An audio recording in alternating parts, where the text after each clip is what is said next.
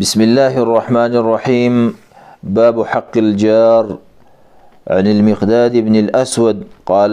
سأل رسول الله صلى الله عليه وسلم أصحابه عن الزنا قالوا حرام حرمه الله ورسوله فقال لأن يزني الرجل ب10 نسوة أيسر عليه من أن يزني بامرأة جاره.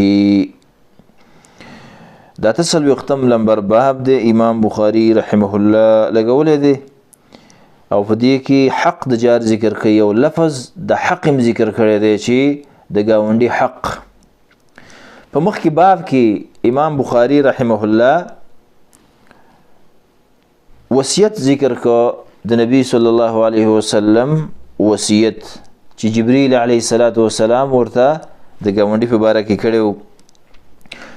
نو هر کله د وصیت نه بعد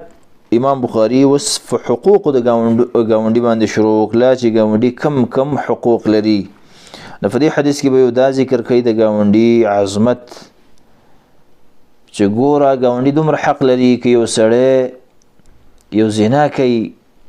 دا لوی ګناه ده، لیکن که د گاونډي د ښځې سره د هغې د محارمو سره وکړه لکه د 10 ځلې چې زنا کړي دومره ګناه لري. مقداد ابن اسود رضی الله عنه فرمایي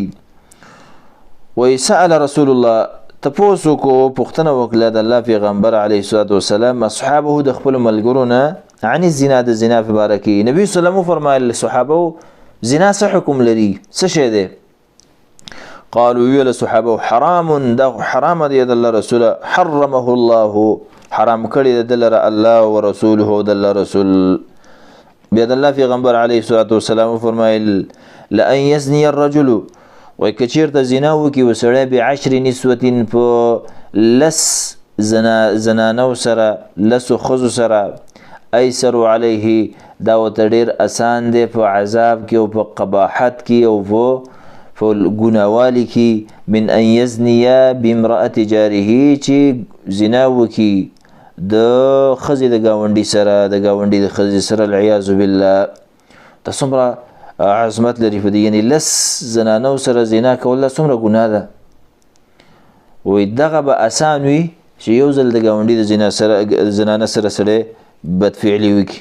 وسالهم عن السرقة او تپوس یې وکړه نبي صلی الله علیه وسلم د خپلو ملګرو نه عن السرقة د غلا په باره کې چې غلا څه حکم لري.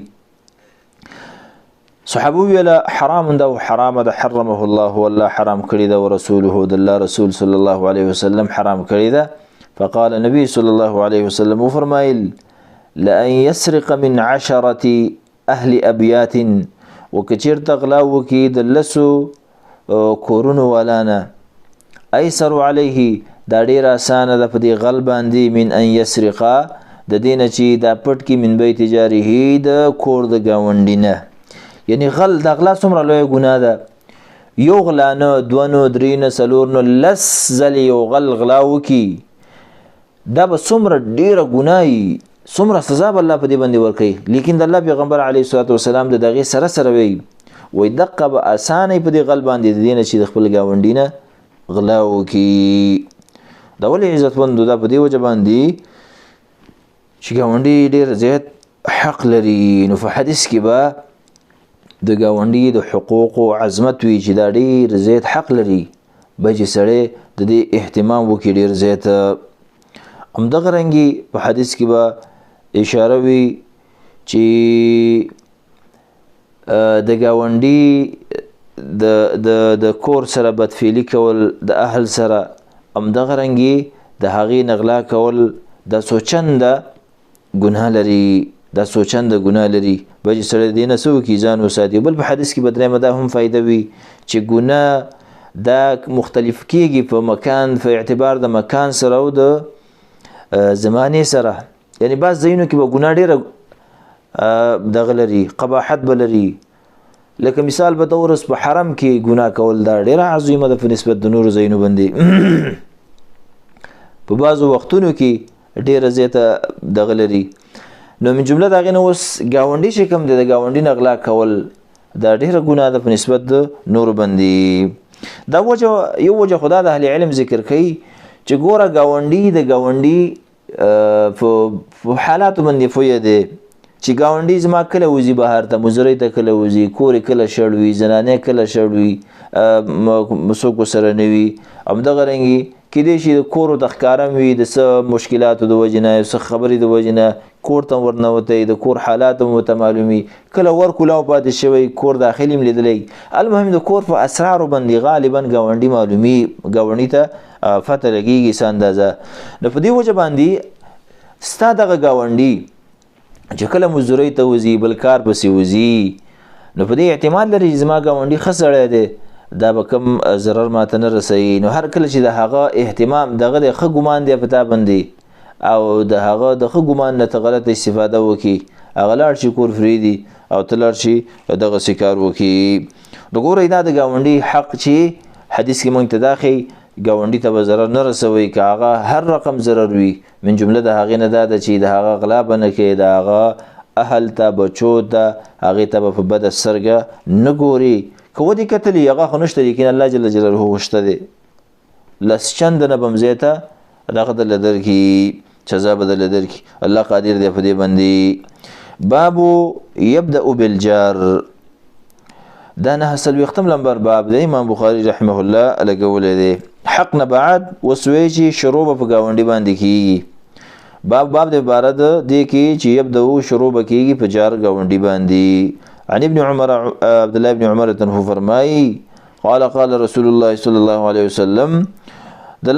رسول صلی الله علیه وسلم فرمایل ما زال جبريل يوصيني همیشه د جبريل چې ما ته وصیت کوي بالجاری د ګاونډي په باره کې حتی ظننت تر دې چې ما زما خیال انه سيورثه چې دا به میراث وړي دا حدیث مخکې اول سر کې ذکر کړی د عائشه تنها نه روایت دلته عبد الله بن عمر تنه دا نقل الته خپل استدلال ته کلو د وصیت په باره کې او دلته د بیل استدلال کوي چې د ګاونډي نه بسکه شروع بکې د ګاونډي نه بتسکه احسان شروع چې کې د چانه به کې د ګاونډي نه بکې یعنی صاحب یو ګاونډي دی هغه وګه د محتاج دی یو څه ضرورت دی ته دا ګاونډي پرې دی او زه د بل کلی ګاونډي بل کلی کې یو چا سره سکه احسان کې دا خنه ده بلکې اول شروع د چانه وکړه د ګاونډي نه وکړه دلته یبدأ بالجار مقصد امداد ورنه حدیث یو دی لیکن استدلال او فائده مستقله بیلتی امام بخاری رحمه الله راوباسي لکه څنګه چې د هغه عادات دی حدیث کې هم دغه رنګي مغه فائده وي چې د ګاونډي ډیر زیات حقوق دي درانه حقوق لري به چې احترام وشي ځکه دا سبب د دې چې معاشره به جوړ شي هم دغه رنګي حدیث کې به اشاره وي چې د ګاونډي سره احسانونه وکړي او د هغې حفاظت وکړي ځکه چې د دې حقوق د هغې په حقوق باندې پابندي وکړي الله د انسان سره حساب کوي همدغه رنګې حدیث کې به فایده وي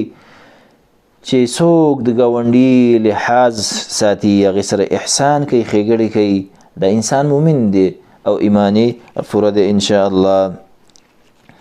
عن عبد الله بن عمرو أنه ذبحت له شاة فجعل يقول لغلامه أهديت لجارنا اليهودي سمعت رسول الله صلى الله عليه وسلم يقول ما زال جبريل يوصيني بالجار حتى ظننت أنه سيورثه ګورئ دا روایت من مخکې دی حدیث په شرح کې بیان او هغه دا چې عبد الله بن عمرو رضی الله فرمایي او د په باره کې راځي چې کله به د انه ذبحت له شاة د لپاره چې به مال ګډ حلال شو فجعل دا به شروع شو یقول ویل به خپل غلام ته خپل خادم ته اهدیت لجارنا اليهودي ایتا زمونږ يهودي ګاونډي ته هدیه تی ورکړې ده دوه ځلې به ورته دی ولې ځکه ما د رسول الله صلی الله علیه وسلم نه اورېدلي دي بازار جبريل همیشه او جبريل او همیشه د جبريل چې یوصيني ما ته وصیت کوي بالجاري په ګاونډي باندې تر دې چې ما ګمان شو او خیال مې شو چې دا ګاونډي به د بل ګاونډي نه میراث وړي دا ګوره عزتمند يهودي دی او هغې ته بیا غوښه مال ګډ حلال شي او ته وایي شابه د دې نه هدیه ورته ویسه تا سوچ کوئ دې ته ایمان ویلی شي دې ته په الله باندې ایمان ویلی شي دې ته یقین ویلی شي دې ته محبت د الله او د الله د رسول سره په صدق سره ویلی شي. راځئ نن سبا ما ورته ګاونډي له اوبه ورکوو، ورکه دا ګاونډي زما به خپل کار کوي، یخې اوبه زمونږ د لاسه نه کېږي چې وریکو، یخې شوملې ورته نه ورکوو، صابن وله ورکوو، چې دا واړه واړه نعمتونه دي په نسبت د نور نعمتونو سره. نو موږ به چې مال حلال کړو کله به ورکو، غوښه موږ والو بیا راوړو څنګه به بیا ګاونډي ته ورکو. دا یهودي دی او مال حلال کي ورته ورکوي. عزتمنو دا زموږ دین دی، دین اسلام دی. قسم په الله که د صحابو په طریقه باندې او په کومه طریقه باندې چې نبی صلی الله علیه وسلم موږ ته دا دین پرېښی دی، په هغه طریقه باندې روان شو، تاسو به د مسلمانانو معاشرې وینئ، د مسلمانانو اصلاح به وینئ، برکتونه د الله به وینئ، د مسلمانانو عزتونه به وینئ، د کفارو ذلت به وینئ، د مسلمانانو رعب به وینئ، خوندونه به د الله د نعمتونو نه هم والی، همدغه رنګې د ایمان نه به هم والی. دا زندگی به زمونږ ښایسته وي، په دې زندګۍ کې به موږ خوشحاله یو، زړونه به م تنګ نه وي. خو موږ دغسې ایمان، موږ دغسې په اسلام باندې عمل نه کوو. موږ کوشش کوو چې څنګه اول شروع د ګاونډي نه وکړو چې دې ته څنګه موږ ضرر ورسوو، د دې خپې موږ په څه طریقه باندې والعیاذ بالله. دا ګورئ صحابو ته وګوره چې په دغه طریقه باندې د دوی دا تعامل و د یهود چې ګاونډي یهودي و داسې تعامل به ورسره کوو. اما هر چې زمونږ په ګاونډ کې مسلمان دی، یخې اوبه زمونږه د وسه نه کېږي چې ورته وریکو، پاتې له غوښې ورکول او نور احسانات کول، دا کول پکار دی عزتمندو. دا د دین دا وړې مسلې نه دي، دا د دین مسلې دي. الله د موږ نه تپوس کوي. همدا وجه ده چې موږ دا مسلې پرېښې دي. همدغه رنګې د مسلمانانو حالات ته ګورئ چې څومره په ذلت کې موږ روانې، سینې هم تنګې دي، همدغه رنګې رزقونه تنګ، زندگی تنګي، مشکلات ډېر، ذلت زیات، د کفار را باندې غالبه.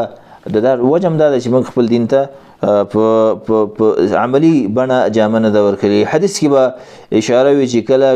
یهودي ستا ګاونډي وي هم ته به ورسره احسان کې. همدغه رنګې حدیث کې به اشاره وي چې ګاونډیان به ګوري یو څه شی دې راوړل، نو تفقد به کې د ګاونډیانو چې لکه پلانکي ګاونډي له شی ورکړی دی، پلانکي ګاونډي له شی ورکړی دا به سړی کوي. همدغه رنګې خاص کر په دې حدیث کې فایده اشاره ده د عبدالله ابن عمر رضی الله عنه حرص ته د نبي صلی الله علیه وسلم په اتباع باندې. همدغه رنګې حدیث کې به اشاره وي آداب ښه الفاظ استعمالول. لکه اوس دا صحابي خپل دغه ته غلام وي، داسې ورته ویلی شو زما مریا یې نه ویله، غلام لفظ دا یې ورته استعمالو، غلام یعنې الک. نو په دې وجه باندې ښه الفاظ استعمالول دا هم کول فکار دی. هذا وبالله تعالى توفيق، والله أعلم.